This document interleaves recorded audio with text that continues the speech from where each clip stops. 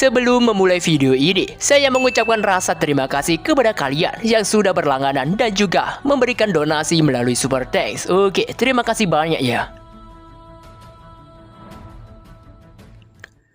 Cerita berlanjut.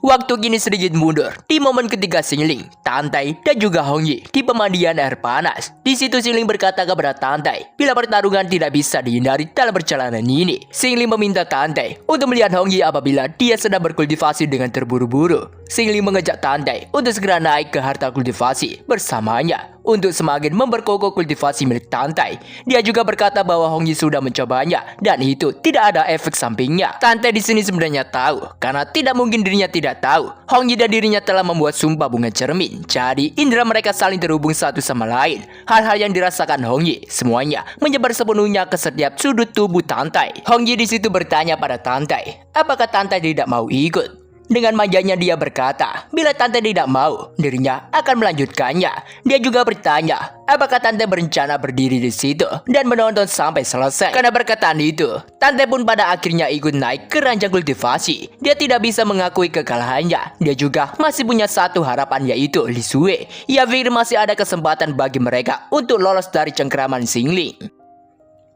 Kita pun kini menuju ke waktu yang sama pada episode sebelumnya, di mana pada waktu itu Xingling dan juga Yuerong baru saja mengunjungi salah satu keluarga dari 4 keluarga besar, yaitu keluarga Murong. Xingling berkata kepada Tantai dan Hongyi bila keluarga Murong sudah ia bereskan. Dia bertanya kepada mereka berdua bagaimana dengan pihak keluarga Xie. Hongyi berkata bila semuanya berjalan sesuai dengan rencana Xingling. Dengan gelarnya sebagai Master Sekte, Hongyi menjadikan jaminan untuk perlindungan keluarga Xie. Dia juga memberitahu bila Xie Zhongli bersumpah untuk memutus hubungan dengan keluarga Tang serta tidak akan memberontak lagi. Xingling memuji Hongyi dan ia rasa Hongyi sudah semakin mirip dengan seorang Master Sekte. Hongyi baru sadar bila Xingling sengaja membiarkannya dan mengajarinya seni menyeimbangkan kekuatan dan fleksibilitas dalam kepemimpinan. Pada saat yang sama, Xingling memastikan bahwa kekuatan Sekte Changbing tetap berada di tangan Hongyi sendiri, bukan sekedar menjadikannya boneka. Hongyi langsung menuduh hormat dan berterima kasih kepada Xingling atas bimbingannya. Xingling di sini meminta sistem untuk segera memberikannya poin, sedangkan Tantai di sini hanya terdiam saja dan dia juga teringat sesuatu ketika Li Sue akan pergi menjalankan misi.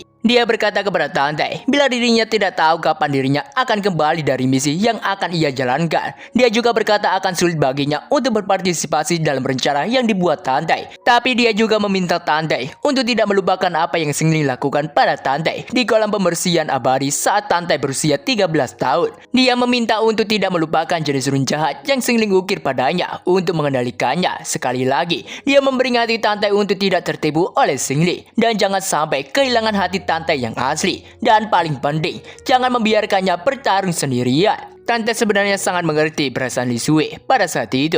Tantai pikir mungkin dirinya tahu apa yang harus ia lakukan. Latar kini berganti menuju ke benteng keluarga Tang, tepatnya di ruang rahasia keluarga Tang. Di situ nampak Tianran sedang tertawa senang sambil melihat ke arah peti mati. Dia sangat senang karena sebentar lagi proses pengubah menjadi boneka mayat sudah lebih dari setengah jalan. Pada malam ini, di tahun Yin, bulan Yin, dan jam Yin adalah kesempatan terbaik untuk menembus ke ranah transformasi dewa dan menjadi ratu boneka mayat. Dia sangat senang meskipun tanpa bantuan Menghu, dirinya bisa menyelesaikan ritual terakhir sendirian. Tapi pada saat itu juga, bawahnya datang dan melaporkan bila ada kabar buruk. Dia berkata bila keluarga Murong, keluarga Xie, dan klan Kunlun memanfaatkan kesempatan untuk menyerang. Mereka menerobos masuk ke benteng dan hampir menyerbu benteng. Tianran merasa itu tidak mungkin. Dia bertanya-tanya apakah orang-orang itu tidak takut pada istrinya yang sudah mokat. Ia rasa semua itu pasti ulah Hongyi dan juga Xingling. Dia meminta bawahnya untuk menahan mereka semua. Dia berkata bila masih ada waktu sebatang tupa lagi, begitu istrinya kembali ke dunia, semua orang di kota Blackboard yang bukan dari keluarganya akan dijadikan tumbal. Hingga pada akhirnya Tianran pun membangkitkan istrinya. Nampak di situ aura merah yang sangat kuat menyebar ke seluruh tempat itu. Bahkan bulan di langit saja seolah-olah menjadi Mugen Tsukuyomi. Murong sih cukup bingung dengan apa yang terjadi dengan benteng kepala keluarga Tang. Dengan bulan darah memenuhi langit, dia sadar bila itu bertanda buruk. Tapi mereka tidak punya pilihan lain. Dia meminta semuanya untuk mengalahkan Tianran dan menebus dosa mereka. Tapi kepala keluarga Xie berkata bila mereka semua akan mokat. Dia berkata bila istri Tianran, si Yuer, adalah mantan saintis dari Istana Eternal. Dia mengakhiri hidupnya dengan bodohnya. Dia mencintai Tianran dan rela jatuh ke dalam kejahatan. berubah menjadi 7 iblis yang mengerikan dan menjijikkan. Hanya pada momen yin yang ekstrim seperti malam ini, dia bisa dihidupkan kembali, memperoleh kultivasi di ranah transformasi dewa. Kepala keluarga Xie berkata, bila dia lebih memahami detailnya daripada Murongxi, itulah sebabnya dirinya berhati-hati terhadap tuan muda ketujuh Tang. Tapi Murongxi berteriak meminta Xie Zhongli untuk diam karena penghinaan terhadap istrinya adalah dendam yang Murongxi bagi dengan Tianran, dan itu tidak akan pernah ia maafkan. Murongxi bertekad bila dirinya sendiri yang akan memenggal kelapa dogi Tianran dan akan mempersembahkan kepada Xingling. Kita kali ini diajak mundur di masa pertempuran Bai Xingling dengan Geng Musin. Dengan kekuatan dan aura Demon Lord yang sangat mendominasi, Xingling melawan para Geng Musin sendirian. Sedangkan mantan gadis suci dari Eternal Palace, Xin Yue'er, bertempur bersama Grandmaster Sekte Rintos melawan Xingling untuk membuka kesempatan bagi Musinlan. Xin Yue'er melancarkan serangan diam-diam yang putus asa terhadap Demon Lord. Dia mengorbankan dirinya sendiri dalam prosesnya. Tapi sayangnya, dia dan Demon Lord sama-sama terkena Tribulation Differing Yin Flame yang menyebabkan dia cacat. Setelah pertempuran, dia putus asa. Namun, dia bertemu dengan apa yang disebut jodoh yang sebenarnya. Bersama-sama mereka memainkan melodi yang harmonis, beresonansi satu sama lain. Mereka menjelajahi dunia bersama-sama. Bahkan, dia menyerahkan nyawanya untuk pria itu. Bagi Xin Yue'er yang naif, mungkin ini adalah jalan yang sempurna, puncak tertinggi dari daunnya. Tapi, dia tidak pernah tahu pria yang menangis sejati-jatinya di pemakamannya. Pada malam itu juga, dia minum-minum dan berpesta dengan para wanita penghibur. Dia melakukan itu di rumah bordil Chunhua.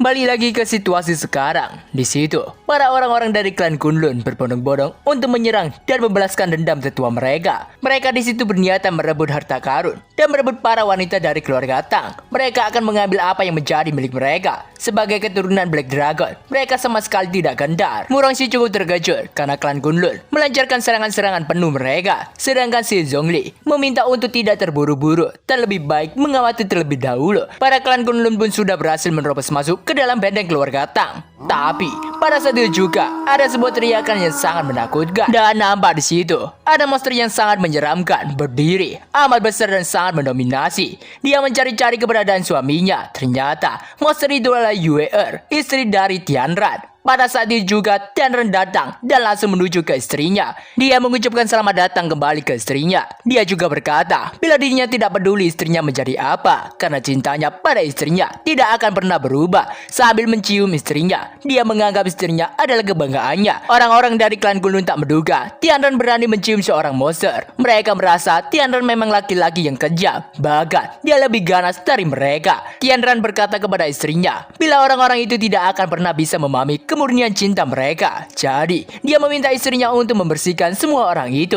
Dia meminta untuk tidak membiarkan satu orang pun hidup. Karena perintah itu, Yue'er pun langsung menerjang maju, mengobrak-abrik semua orang-orang itu tanpa ampun. Dengan ganasnya dia tanpa ampun mengajar orang-orang itu. Xie Zhongli yang ada di luar bertanya pada Murongxi, apakah dia melihat itu semua? Ia menjelaskan bila tubuh Demon Cross itu memiliki kekuatan setidaknya berada di Timeless Console. Dengan itu, ia rasa mereka tidak bisa sebanding dengan monster itu. Murongxi memohon pada Xie Zhongli demi persahabatan mereka di masa lalu. Dia meminta tolong untuk membantu klan Murong melarikan diri dari kota ini karena dia tidak punya pilihan lain. Murongxi bertekad akan maju sendirian tanpa melibatkan siapapun demi membalaskan dendamnya atas apa yang dilakukan Tianran kepada istrinya.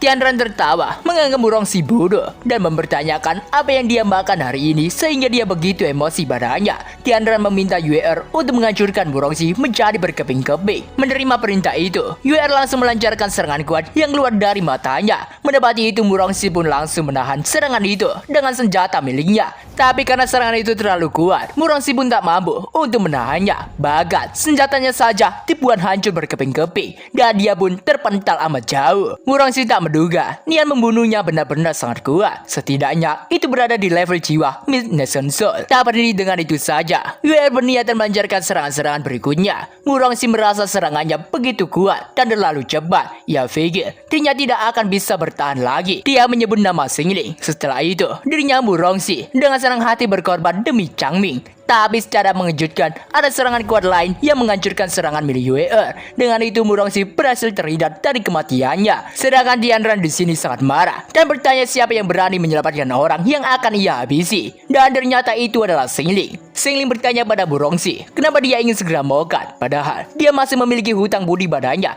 Jadi sebelum dia melunasinya, Xingling tidak akan mengizinkannya untuk makan. Bu Rongxi yang lolos dari kematian, di situ dia dibantu si Zhongli untuk tidak terjatuh. Bu Rongxi tak menduga ternyata dirinya masih hidup, tapi dia juga merasa suara yang membantunya tadi tidak asing baginya. Xingling di situ berkata pada Tianran, apakah harus dirinya sendiri yang datang langsung untuk mengambil nyawanya? Itu juga tidak masalah bagi Xingling, karena dapur darahnya punya lautan manusia yang tidak berujung. Tapi masih ada tempat yang disediakan hanya untuk Tianran itu sendiri. Melihat Xingling, Tianran cukup terkejut dan sedikit panik. Dengan berlagak sok berani, dia berkata bila dirinya sudah lama menantikan pertarungan ini. Tapi dirinya tidak menyangka akan terjadi secepat ini. Karena Xingling berani datang hari ini, dirinya akan menggunakan kesempatan ini untuk menyingkirkan Xingling dari dunia. Bahkan dia menyebut Xingling sebagai parasit busuk terkutuk. Pada saat itu juga Yue Rong datang dan menganggap Tianran terlalu berani untuk membantah. Karena itu juga dirinya sendirilah yang akan mengalahkan Tianran. Yue Rong langsung menerjang maju berniatan menghabisi Tianran. Mendapat itu Tianran sangat ketakutan dan langsung meminta Yue untuk segera menghabisi Yue Rong demi dirinya. Yue meminta Tianran untuk tidak takut. Dia bersiap menyerang Yue Rong. Yue Rong sedikit terkesan karena mereka memiliki beberapa skill. Tapi dengan cepat Yue Rong sudah berada di belakang Tianran dan menyiapkan jarum di tangannya untuk membuat Tianran kehilangan penglihatannya. Menerima serangan itu, Tianran berteriak kesakitan. Melihat suaminya dilukai, Yue langsung melindunginya dan langsung melancarkan serangan ke Yue Rong. Tapi untungnya Yue Rong dapat menghindari serangan itu. Dia merasa aneh karena kultivasi Yue tiba-tiba meningkat. Dia hampir mencapai puncak tahap Nesenso. Yue sangat kesal kepada Yue Rong. Dia bertekad akan menghabisi Yue Rong. Tianran meminta istrinya untuk segera menghabisi Yue Rong. Dia cukup yakin bila istrinya bisa melakukannya dengan mudah. Dia juga sangat percaya cinta mereka berdua tak akan terkalahkan. Xingling tertawa karena Tianran berani menyebut itu sebagai cinta yang murni. Xingling meminta Yue Rong untuk menyerahkan sisanya pada dirinya karena ia rasa Lord Kitchen membutuhkan bakat seperti mereka. Menyadari itu adalah Xingling. Yue langsung menelan ludahnya. Ia ingat bahkan Grandmaster mereka yang sudah menggerakkan seluruh kekuatannya hanya bisa meninggalkan satu bekas luka pedang pada Xingling. Dia cukup bingung dengan apa yang bisa dilakukan oleh orang seperti dirinya. Xingling berkata pada Yue, bila Yue mengingatnya, setidaknya Yue punya kesadaran diri. Xingling pikir itu sudah membuat Yue lebih baik dari para suaminya yang bodoh itu. Tianran berkata bila Yue telah membuatnya buta, jadi itu tidak bisa dimaafkan. Dia meminta Yue untuk membuat mereka membayar semuanya. Karena itu juga Yue mendapatkan keberaniannya. Dia dengan amarah mengamuk dan langsung melancarkan serangan ke arah Xingling. Dia berkata bila dirinya memiliki tubuh kerangka yang abadi. Beberapa teknik milik Xingling tidak akan mampu padanya. Dia cukup yakin bila hari ini adalah hari di mana dirinya akan membalas dendam. Melihat itu, Yue sangat panik dengan keselamatan Xingling. Tapi yang tidak diduga, ternyata serangan itu tidak berdampak apapun pada Xingling. Bahkan Xingling di situ langsung mencengkram tangan Yue.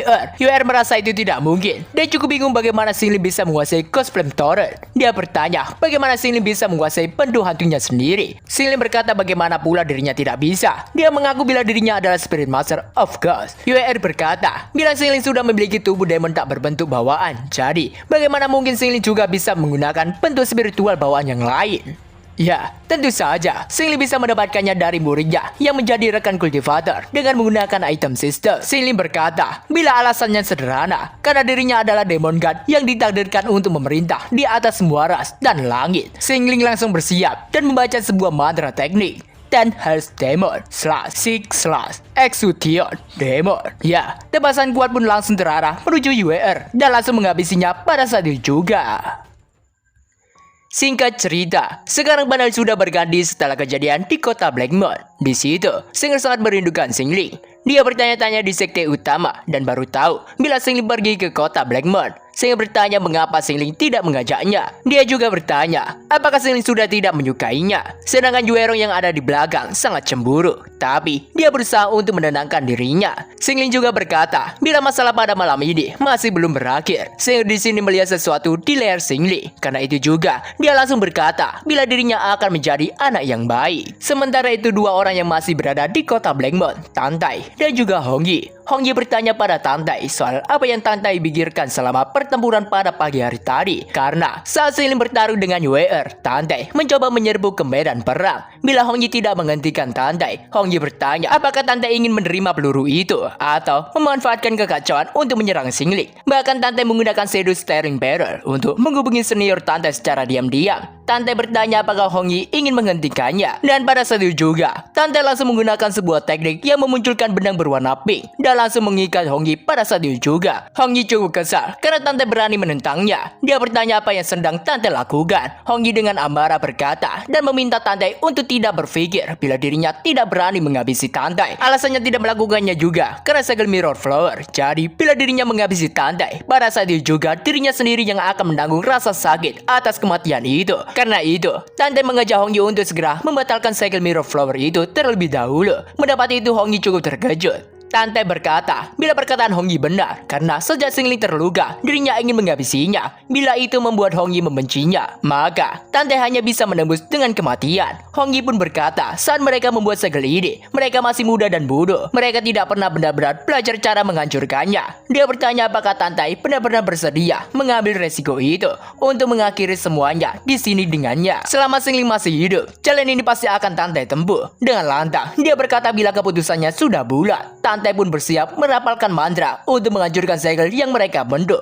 Hong Yi sangat sedih dan tak menyangka, tapi dia melihat ada yang salah dengan apa yang dilakukan Tante. Dia pun berteriak bila bukan seperti itu cara merusak segelnya. Kalau diteruskan, Tante akan menerima serangan balik. Dan benar, Tante di situ mulai merasakan rasa sakit sampai memuntahkan cairan merah. Tante berkata, pada akhirnya itu semua adalah hasil perbuatannya sendiri. Tapi dirinya jugalah yang menyeret Hong Yi ke dalamnya. Dan sekarang yang terlihat hanyalah kecemburuan dan kebencian yang remeh. Tante rasa bila itu berakhir di sini, mungkin itu adalah yang terbaik. Tapi sebelum segel itu benar-benar hancur, ada aura biru yang langsung membalut retakan pada segel itu. Dan ternyata itu adalah ulah dari Xingling. Xingling berkata bila dirinya bisa terima kalau Tante mengincar dirinya. Tapi dia bertanya mengapa Tante berani menentang ketua sekte. Tante sangat terkejut karena Xingling bisa ada di sini, padahal dia sudah meninggalkan kota Blackburn. Xingling berkata bila itu adalah boneka. Dia bertanya apakah Tante benar-benar mengira dirinya tidak memperhatikan rencana kecil Tante. Xingling meminta Tante untuk berhenti berbicara dan segera membuka mulutnya. Di situ Xingling langsung memasukkan jarinya ke dalam mulut Tante. Entah apa yang dilakukan, saya juga kurang tahu. Intinya, segel mirror flower yang mereka bentuk sudah menghilang.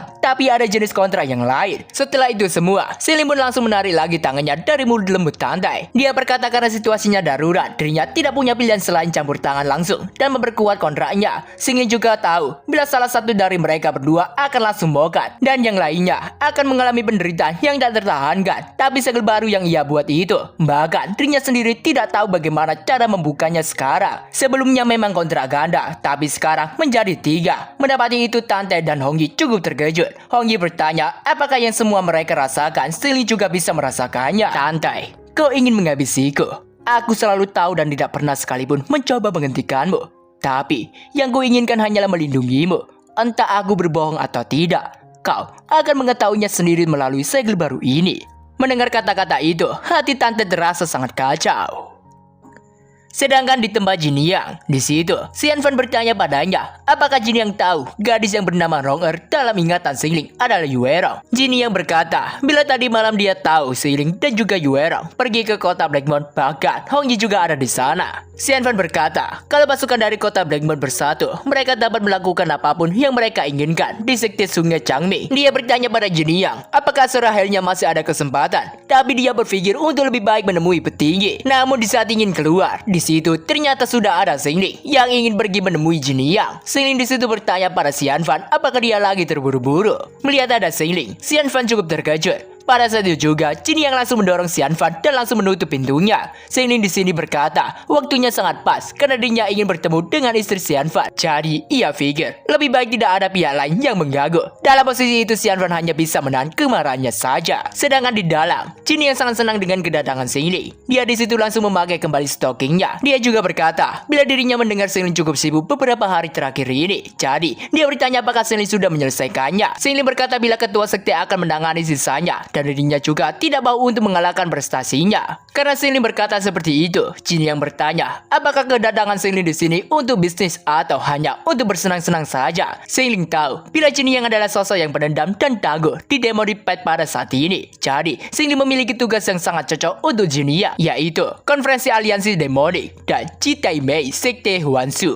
Jin Yang tak menduga ternyata targetnya adalah Citai Mei. Tapi Jin Yang berkata bila dirinya memiliki sedikit masalah dan suaminya lah yang seharusnya menangani ini mewakili dirinya. Dengan serius Xin Ling berkata, apakah jin yang sedang bercanda? Karena jika Xian Fan memiliki keberanian dan kemampuan untuk menghabisi Citai Mei, maka dia akan masuk untuk membuktikan kesetiaannya sekarang daripada menguping di luar. Dan ternyata Xian Fan masih ada di situ dan sedang mencoba untuk mendengarkan apa yang Xin Ling dan Jinny yang bicarakan. Jinny yang meminta Xin Ling untuk mengatakan alasannya tidak membawa dirinya pergi dari Citai Mei pada waktu itu. Dia juga bertanya, apakah itu cara Xin Ling mempermainkan wanita dan apakah itu cara Xin Ling untuk menyisanya. Dengan muka manisnya, dia bertanya sekali lagi, apakah Xin Ling pernah memikirkan perasaannya. Xin Ling di sini cukup bingung. Dia bertanya-tanya, apakah Jinny yang marah karena mendengar dirinya pergi ke kota Blackburn bersama Yuerong. Apapun yang Xin Ling katakan, ia rasa itu tidak akan membantu situasi ini. Xin Ling pun menari Jinny Yang dan berkata, pada saat konferensi aliansi demoni, Jinny Yang dan dirinya lah yang akan memimpin delegasinya. Mendapati itu, Jinny Yang cukup terkejut. Dengan malu-malu dia bertanya, apakah itu benar? Di dalam hati Xin Ling meminta Jinny Yang untuk tidak menatapnya, seolah-olah dia akan mendapatkan semua yang bisa Jinny Yang dapatkan. Setidaknya, Jinny Yang memilih waktu di saat Xian Fan tidak ada. Tapi dia juga penasaran, apakah itu jauh lebih baik?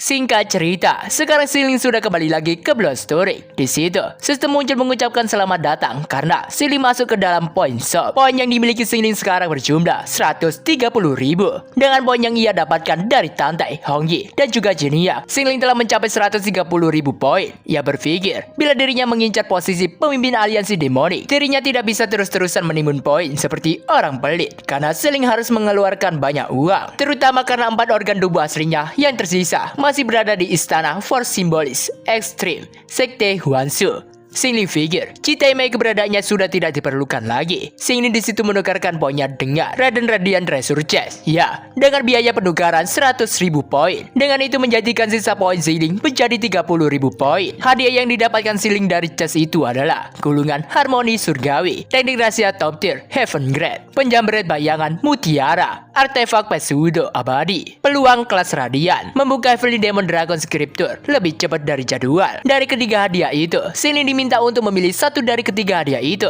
Xin Ling tak menduga teknik Heaven Grade ada teknik semacam ini. Lawannya berikutnya adalah Citai Mei. Tapi Xin Ling bahkan tidak bisa membayangkan seperti apa jadinya kalau dirinya menggunakan teknik semacam ini untuk melawan Citai Mei. Selain itu, selama dirinya bisa memulihkan keempat organnya yang hilang, itu akan mengembalikan tubuh demoniknya dengan sendirinya. Jadi bila Xin Ling memilih hadiah yang terakhir, itu akan menjadi sia-sia. Karena itu, Xin Ling pun memutuskan untuk lebih baik mengambil penjambret bayangan mutiara artefak pseudo abadi. Secara mengejutkan pada saat itu juga, Singer datang dari belakang Xin Ling dan bertanya apa yang sedang masternya lakukan. Singer pun langsung duduk di samping Xin Ling dan berkata, bila tadi dia melihat Xin Ling berbicara dengan dirinya sendiri. Lalu, Xin Ling tiba-tiba terlihat murung. Singer bertanya, apakah ada yang bisa dia bantu? Xin Ling berkata bila itu bukan apa-apa, hanya saja kali ini skalanya sedikit berbeda. Selain itu, Citai Mei ada Li Genjue dari Sekte Xieji, Bodhisattva dari Sekte Huanxing, dan Ketua Soul Hell dari Sekte Huantian, dan juga Simen Wu Hell, Liu Mengbai. Mereka adalah kekuatan terkuat di antara sekte-sekte setan lainnya yang harus Xin Ling hadapi sekaligus. Xin Ling berkata bila Singer salah dalam satu hal, bahwa dirinya tidak murung, tapi Xin Ling hanya memikirkan bagaimana semua tokoh hebat itu bisa menemui ajalnya di tangannya sendiri. Bahkan, darah demonik Xin Ling sekarang terasa sangat mendidih.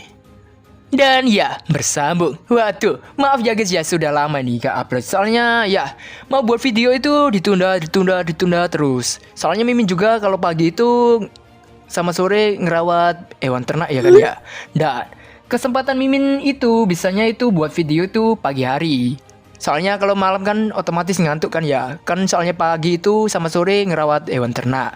Nah, di pagi hari sama sore hari itu tetangga Mimin itu selalu putar musik yang sangat kencang lah pokoknya, sound system. Nah kayak gini lah pokoknya.